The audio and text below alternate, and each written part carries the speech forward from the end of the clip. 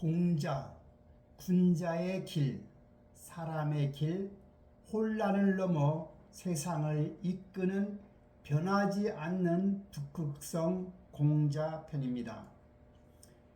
공자는 고리타분한 봉건주의자인가요? 핏줄이나 지역에 얽매이지 않고 자유롭게 세상을 다스릴 방법을 찾은 인물입니다. 세상을 앞으로 나아가게 하기 위해 치열하게 고민한 혁명가이기도 하고요. 과거의 낡은 윤리, 엄격한 신분제와 계급의 수호자였던가요? 혼란의 시대가 부른 철학적 혁명입니다. 공자가 태어난 배경을 보면 춘추 전국시대 수많은 철학자들이 한꺼번에 나타난 치열한 혼란기였습니다. 공자의 목표는 유가학파의 창시자로서 오직 백성의 안녕을 최우선으로 삼았지요. 그 해결책으로는 강압이 아닌 자발적인 협력을 통한 새로운 세상의 구축에 있었습니다. 시대의 이데올기가 만들어낸 성인과 도덕 궤적이지요. 전통시대 선생님은 바로 지성이었고 그 지성은 소왕에 영향을 주고 그것이 바로 대성지성 문선사가 됩니다. 오사신문화 운동기에 공자는 봉건윤리의 대표로 비판받기도 했습니다. 사회주의 정권 시절에 폄하되었던 거지요. 이데올기의 도구로 전락된 겁니다. 하지만 1980년 이후에 공자에 대한 재평가가 있으면서 유교 국가의 발전과 연관시킵니다. 2008년 그리고 2011년 즉 북경 올림픽 시절에 3,000명의 제자가 논어를 낭송하게 됩니다. 그리고 2011년에는 천안문 광장에 9.5m나 되는 공자의 동상을 건립하게 되지요.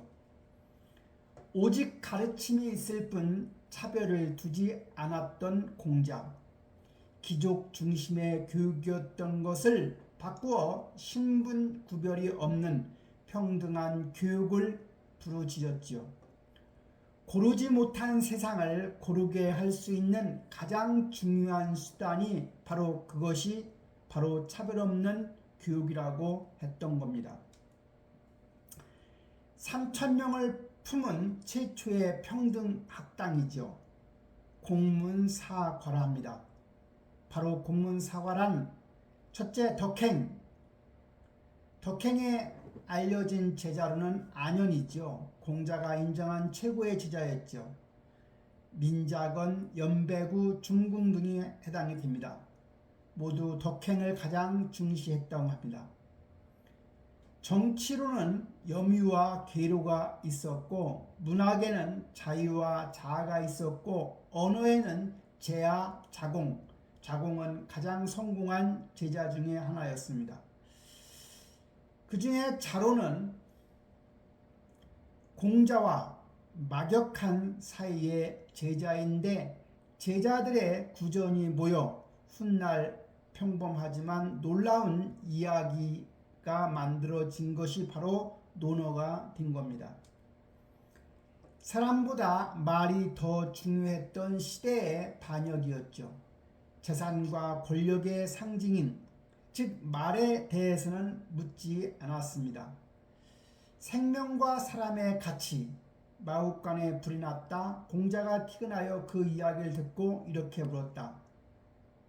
말에 대한 이야기를 묻지 않고 사람이 다쳤느냐고. 두 가지 삶의 길이 있습니다. 우리가 사는 길은 군자의 삶이 있고 소인의 삶이 있죠. 군자의 궁극적인 목표는 의로움을 추구하는 오르리였습니다. 하지만 소인의 궁극적인 목표는 이익을 추구하는 거죠. 군자의 가치 분배는 이익을 나누는 큰 사람이었습니다. 소인의 삶은 가치 분배가 이익을 독점하는 작은 사람이지요. 군자는 인격의 상태가 완성된 인격이 아닌 끊임없이 수양하고 노력하는 과정입니다. 하지만 소인은 인격의 상태가 힘과 사욕에 얽매여 성장을 멈춘 상태이죠. 즉 군자는 도착지가 아니라 쉼 없이 나아가는 방향인 겁니다. 끝없는 수양의 확장입니다. 바로 수신제가 지국평천하지요. 수신이라 함은 자신을 끊임없이 수양하는 사람이고, 제가는 가정을 가지런히 하는 그 사람이고, 평천하는 세상을 평화롭게 하는 사람이고, 치국은 나라를 다스리는 겁니다. 힘보다는 덕을 중시하며 정의를 추구하는 자만이 세상의 질서를 세울 수 있다고 보는 겁니다. 덕치주의입니다. 변하지 않는 북극성의 정치가 바로 덕치주의죠. 바로 중심에 덕이 있습니다. 내부에 단단한 도덕적 기틀이지요. 덕으로 정치를 펼치는 것은 마치 북극성은 제자리에 머물러 있는데 뭇별들이 저절로 북극성을 중심으로 도는 것과 같습니다. 궤도는 자발적 질서이지요. 강압과 법결이 아닌 백성의 자발적인 존경과 협력인 겁니다. 결과 약자도 함께 살 수 있는 세상을 꿈꾼 것입니다. 공자 사상의 심장은 바로 어질인입니다. 어질인은 사람인 더하기 두입니다. 사람과 사람 사이의 관계를 말하지요. 바로 사랑입니다. 어질인은 사람을 사랑하는 것이 바로 어질인의 핵심입니다. 또 한 가지는 사람 사이의 관계에서 중요한 것은 신중함이지요. 말을 적게 하는 것입니다. 그래서 황금률이 있습니다. 자기가 바라지 않는 것을 남에게 강요하지 않는 것, 바로 서입니다. 이기심을 넘어서는 이타심의 엔진인 겁니다. 즉 첫째는 측은지심이지요. 여기서 측이라 함은 다른 사람의 마음을 깊이 헤아리는 것을 가리키고요. 은은 다른 사람의 고통을 곧 나의 고통으로 느끼는 겁니다. 스텝 2는 사욕의 극복이지요.